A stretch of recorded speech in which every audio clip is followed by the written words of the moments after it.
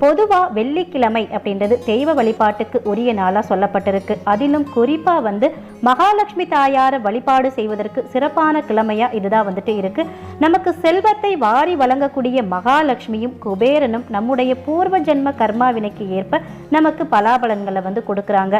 அதை அனுபவிக்க செய்யும் பொறுப்பு யாருக்கிட்ட இருக்கு அப்படின்னு பார்த்தீங்கன்னா சுக்கிர பகவானு கிட்ட இருக்கு. ஒருவர் செல்வந்தரா இருக்கிறதுக்கு அவங்களுடைய ஜாதகத்துல சுக்கிரனுடைய அருள் பார்த்தீங்கன்னா கட்டாயம் இருக்கணும். சுக்கிரனுடைய அருள் பெறணும் அப்படின்னா வெள்ளிக்கிழமையில வரக்கூடிய சுக்கிரஹோரையில நாம வழிபாடு செய்யணும்.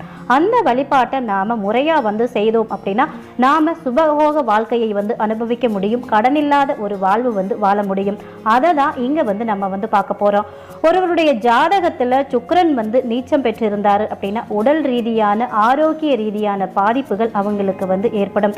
சொத்து சுகங்கள் அவங்களுக்கு எவ்வளவு இருந்தாலும் பார்த்தீங்கன்னா அது முழுமையா அவங்களால